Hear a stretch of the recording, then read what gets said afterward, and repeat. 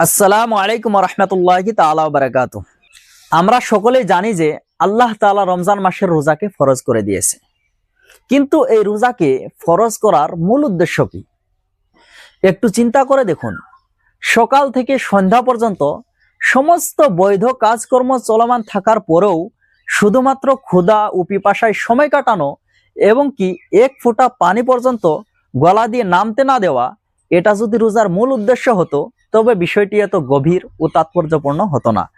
আমরা এই বিষয়টি নিয়ে সকলেই জ্ঞাত যে যদি কোনো ব্যক্তি কেবল খাওয়া পান করা থেকে বিরত থাকে কিন্তু নিজের দৃষ্টিকে সংযত না করে নিজের জবানকে নিয়ন্ত্রণে না রাখে, তার রোজা প্রকৃত অর্থে কামিল রোজা বলে গণ্য করা হয় না।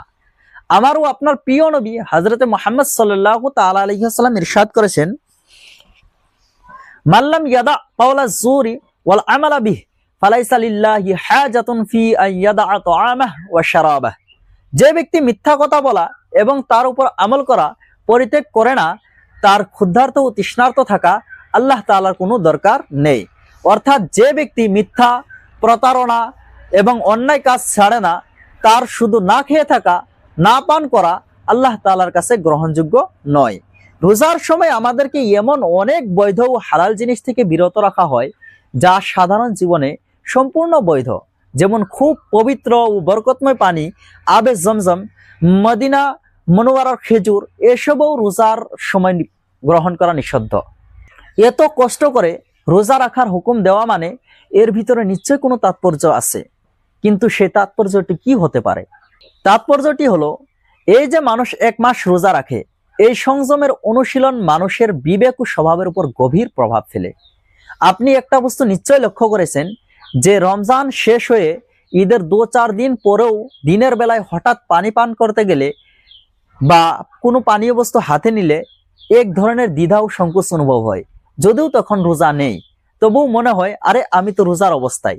পরে মনে হয় যে রমজান শেষ হয়ে গেছে। এই অনুভূতিটা প্রমাণ করে একটি জিনিস থেকে নির্দিষ্ট সময় বিরত থাকার ফলে মানুষের ভিতরে সংযমের অভ্যাস তৈরি হয়। আর আল্লাহ তাআলা বলেন, ইয়া আইয়ুহাল্লাযীনা আমানু কুতিবা আলাইকুমুস সিয়ামু কামা কুতিবা আলাল্লাযীনা মিন ক্বাবলিকুম লাআল্লাকুম তাত্তাকুন। হে মুমিনগণ, তোমাদের উপর রোজা ফরজ করা হয়েছে যেমন ফরজ করা হয়েছিল তোমাদের পূর্ববর্তীদের উপর, যেন তোমরা তাকওয়া অর্জন করতে পারো। তাকওয়া মানে কি? তাকওয়া হলো, সহজ ভাষায় বলতে গেলে তাকওয়া মানে হলো হারাম থেকে বেঁচে থাকা, নফসের চাহিদাকে নিয়ন্ত্রণ করা, আল্লাহ তাআলার আদেশ পালনে সচেতন হওয়া, রাসূলুল্লাহ সাল্লাল্লাহু তাআলা আলাইহি ওয়াসাল্লামের নীতি আদর্শ মেনে চলা ইত্যাদি। যার অভ্যাস গড়া রোজার মাধ্যমে অতি সহজ হয়ে যায়। কারণ ভেবে দেখুন, একজন ব্যক্তি একা ঘরে আছে, খাবার সামনে আছে, তবু সে খায় না, কারণ সে জানে আল্লাহ তাআলা দেখছেন। এটাই তাকওয়া।